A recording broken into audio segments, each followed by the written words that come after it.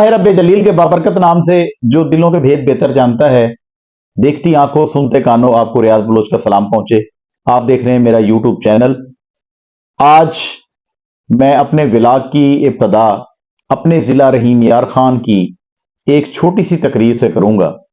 ये तकरीर यहाँ के मकामी MPA मुमताज़ खान चांग की है। आपको पता है नाजरीन कि मुमताज़ खान चांग पिछले कई अरसे से पंजाब असम्बली में 2 SHOs के बारे में और कुछ पुलिस अफसरान के बारे में कच्चा के हवाले से खसूसी तौर पर अपनी आवाज़ बुलंद कर रहे थे और उनका ये कहना था, आपने कई दफ़ा सुना होगा और हमने कई दफ़ा आपको अपने व्लॉग्स में दिखाया कि 2 SHOs ऐसे हैं जो लाडले हैं, ख़ास हैं, उनकी वजह से कच्चे में अमन नहीं हो रहा और उनके मफादात हैं, और मफादात भी ऐसे वैसे नहीं, करोड़ों अरबों रुपए के हैं। तो आइए, मुमताज़ अली खान चांग कामयाब हो गए हैं। वो उन 2 SHOs जिनके नाम नवीद नवाज वाहला और सैफुल्लाह मल्ली हैं, उनको यहां से तब्दील कराकर मुल्तान में पाबंद कराने में कामयाब हो गए। असेंबली में आवाज उठाने के बाद इसके ऑर्डर भी बाकायदा आ गए हैं और उसके बाद इलाके में आकर मुमताज खान चांग ने जो खिताब किया आवाम से, वो जरा आप मुलाहिजा फरमाएं।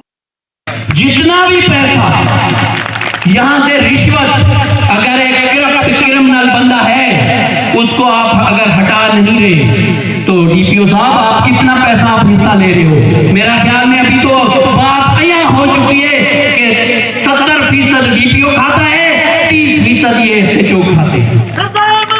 जब SHO ने अरबों रुपए बनाए हैं तो इस DPO ने कितने बनाए होंगे? और हमारी बदकिस्मती है, हमारे जिले की बदकिस्मती है, हम लोग सियासतदान नाअहल हैं। कैसे ऐसे करप्ट क्रिमिनल के खिलाफ इकट्ठे नहीं होते? कौन होता है DPO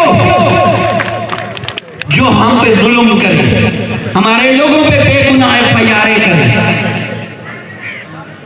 जब SHO की इतनी जरूरत नहीं है कि वो जमीनों पे कब्जे भी कर ले, लोगों की जमीनें भी छीन ले, लोगों के सस्ते दामों ठेके पे जमीनें ले ले, 1200 एकड़ पुलिस वालों की जमीनें कच्चे के अंदर है, या हम लोग आप लोग जा नहीं सकते। जो करोड़ों रुपए की ट्रांजैक्शन हो उन पुलिस वालों की, आज अमन अमान पे ज्यादा बात हम इसलिए करेंगे कि हमें तकलीफ ज्यादा है। हम आज अपने चेयरमैन का खिताब नहीं सुन पा रहे इस वजह से कि अमन अमान के हालात खराब हैं। तो इन करप्ट वालों का हमने पीछा किया है, इंशाल्लाह ये सलाखों के पीछे भी होंगे और जो जमीनें हैं इनकी ये जब्त भी होंगी। और मैं ये मीडिया के दोस्त खड़े हैं, मैं कच्चे के पक्के के दोस्तों से दरख्वास्त करता हूँ, मेरी जमात में है या दूसरी जमात में है, मैं आपको गारंटी देता हूँ, मैं आपको वादा करता हूँ, मैं आपके साथ हूँ। जो कच्चे में इन्होंने जमीनें कब्जे पे ली है या इन्होंने सस्ते दामों दरा धमका के ठेके पे ली हुई है, आप गन्ना अपना खुद काटे, इस जालिमों को गन्ना बना काटने दें, ये यहाँ पे अब नहीं है। माचकर से लेके गुम तक जो लोग सुन रहे हैं, जो कच्चे के अंदर रहते हैं, शरीफ लोग जिनके साथ इन्होंने ज्यादती की हुई है, किसी सरदार के साथ की हुई है, किसी जिम्मेदार के साथ की हुई है, आप काबिज हो, मैं आपके साथ हूं, मैं आपका वारिस हूं।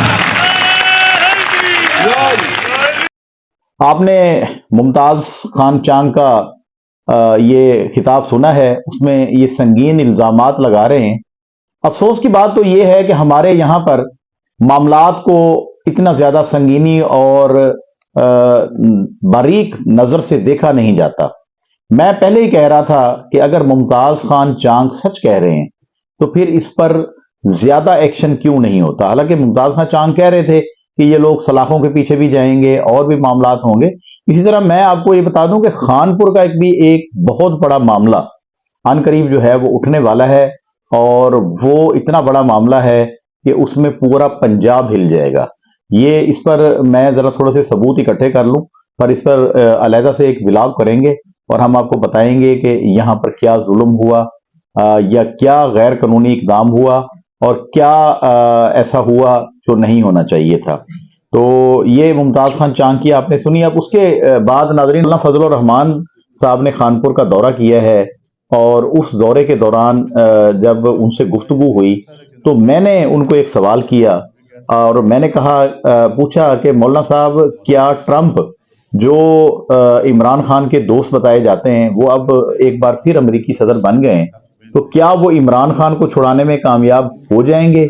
تو مولانا نے ساتھ ہی غصہ دکھایا اور ساتھ مسکرا بھی دیے، اور انہوں نے کہا کہ اب کیا ہمارے فیصلے امریکہ کرے گا، پاکستان کے فیصلے امریکہ کرے گا؟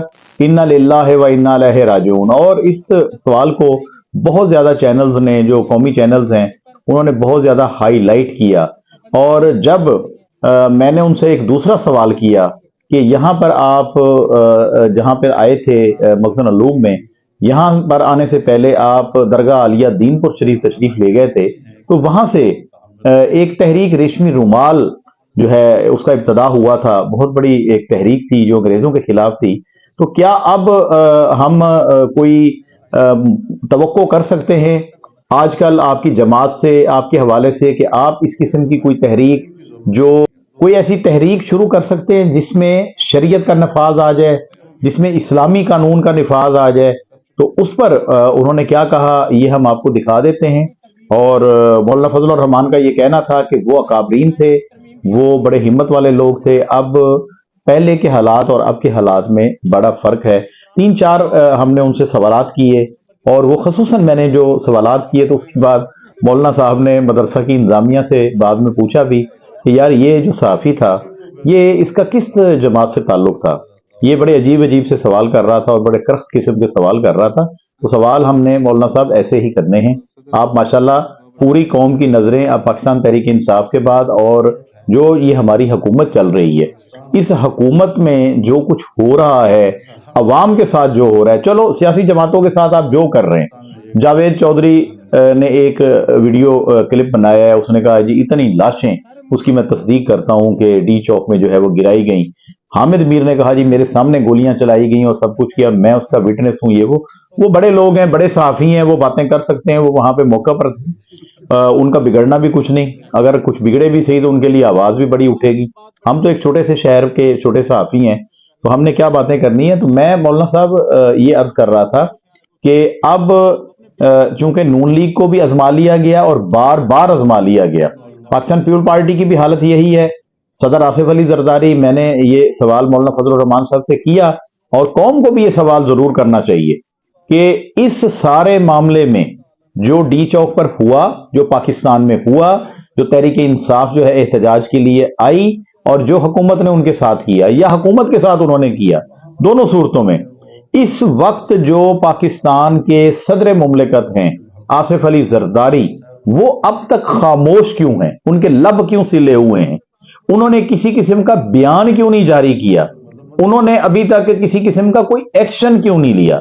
یہ میں نے سوال فضل الرحمان صاحب سے بھی کیا تھا، اور میں نے ان سے یہ بھی پوچھا کہ کیا ایسا ہے کہ آصف علی زرداری اسی ٹینیور میں، یہ جو اسمبلی چل رہی ہے، اسی مدت میں اپنے بیٹے بلاول بھٹو کو، شہباز شریف کو ہٹوا کر، مسائل پیدا دکھا کر، جو مسائل پیدا ہوئے ملک میں، ان کو شو کرا کے کیا بلاول بھٹو کی باری آ سکتی ہے؟ اس پر پہلے ہم ایک ولاگ کر چکے ہیں، اور میں یہ کہہ چکا ہوں کہ بلاول بھٹو کی باری آنی ہے، اور شہباز شریف صاحب جائیں گے اور اسی اسمبلی کے اندر کچھ عرصے کے لیے صحیح، لیکن بلاول بھٹو آئیں گے، اس کے بعد پھر خان کی کہانی جو ہے وہ چلے گی. لیکن آصف علی زرداری کی جو خاموشی ہے وہ بڑی معنی خیز ہے، بڑی عجیب سی ہے، وہ ہضم نہیں ہو رہی. میں اب یہ بات کروں گا کہ پاکستان، یہ ہمارے پاس ایک خبر ہے، ویسے بھی میں آپ کو پہلے کئی دفعہ بتا چکا ہوں کہ پاکستان کا ہر شہری، ہر بچہ، جوان، بوڑھا آئی ایم ایف کا 3 لاکھ روپے کا مقروض ہے فی کس. اگر میرے گھر میں 9 افراد ہیں تو ہم نے 27 لاکھ روپے کے ہم مقروض ہیں آئی ایم ایف کے. اسی حوالے سے ہمارے پاس ایک خبر آئی ہے، وہ خبر یہ ہے کہ پاکستان آئی ایم ایف کا 5واں بڑا مقروض ترین ملک ہے. پوری دنیا میں جتنے ملک ہیں 250 سے زیادہ ہیں، تو اس میں 5واں بڑا مقروض ملک ہے آئی ایم ایف کا. اور ایشیا میں پاکستان کا ماشاءاللہ نمبر پہلا ہے، پہلے نمبر کا مقروض ہے. قرضئی ہیں ہم. तो इसी वजह से मैंने पिछले दिनों आपको कहा था कि यार मैं बार बार सोच रहा हूं कि अपना नाम क्यों ना रियाज करजई रख लूं। तो ये एशिया का पहले नंबर का करजई मुल्क है और इसने अव्वल नंबर का मकाम जो है वो हासिल इसमें किया हुआ है। अब एक हम तक ये खबर हमारे तक पहुंची है, वो हम आपको करें कि अमेरिका की जानिब से इशारा दे दिया गया है पाकिस्तान की हुकूमत को या पाकिस्तान के उन लोगों को जो ये काम कर सकते हैं कि जल्द से जल्द इमरान खान की रिहाई को मुमकिन बनाया जाए। और ये भी जरा सुनने में आया है कि अडियाला में आजकल बड़ी पुरस्रार सरगर्मियां हैं, आना जाना लगा हुआ है, मुलाकातें हो रही हैं और वो मुलाकातें ऑन रिकॉर्ड नहीं आ रही। और हम ये कह सकते हैं आज़ादी, सियासत या बुशरा बीबी, ये 3 लफ्ज हैं, इनका क्या मतलब है ये समझने वाले समझ जाएंगे और उनको बेहतर पता लग जाएगा कि मैंने ये अल्फाज क्यों कहे हैं। ये हमारी मालूमात हैं कि पाकिस्तान तहरीक इंसाफ दिसंबर में दोबारा जो है पावर शो कर सकती है और दोबारा कॉल आ सकती है एहतजाज की। और इस बार अगर एहतजाज की कॉल आई तो ये हुकूमत के लिए आखिरी एहतजाज साबित होगा, ये लिख ले। और पंजाब के अरकान असम्बली ने जो डी चौक का ये मुजाहरा था, एहतजाज था, इसमें जो किरदार अदा किया है वो यकीन जाने सब कह रहे हैं कि पंजाब की तरफ से कोई ताउन नहीं मिला पाकिस्तान तहरीक इंसाफ को। और ये क्रेडिट कौन लेके जा रहा है? शुक्रिया अदा कर रही है मरियम नवाज साहबा, वो पंजाब का शुक्रिया अदा कर रही है कि ये इन्होंने उस इंतशार की सियासत को जो है रद्द कर दिया है। हालांकि हुआ ये है कि हर जगह पर रुकावटें खड़ी की गई हैं और पंजाब जो है, यहाँ के अरकान असम्बली जो थे पाकिस्तान तहरीक इंसाफ के, वो जरा थोड़े से ढीले और माठे रहे हैं। ये बात हकीकत है, ये मुझे भी पता है, आपको भी पता है, देखने वालों को, सुनने वालों को सबको पता है। एक बात जो है वो बड़ी अहम है, वो ये है, एक साफी ने सवाल उठाया है और मेरे बड़े दिल को लगा है कि जब पिछली दफा शहबाज शरीफ साहब की हुकूमत थी और उस वक्त मौलाना ताहिरुल कादरी साहब के जो एक एहतजाज था उस पर फायरिंग हुई थी, शहादतें हुई थी, उसके बाद वो जमात बैठी नहीं थी। उस जमात ने अपनी कानूनी कार्रवाई जो है वो जद्दोजहद जंग अपनी शुरू कर दी थी।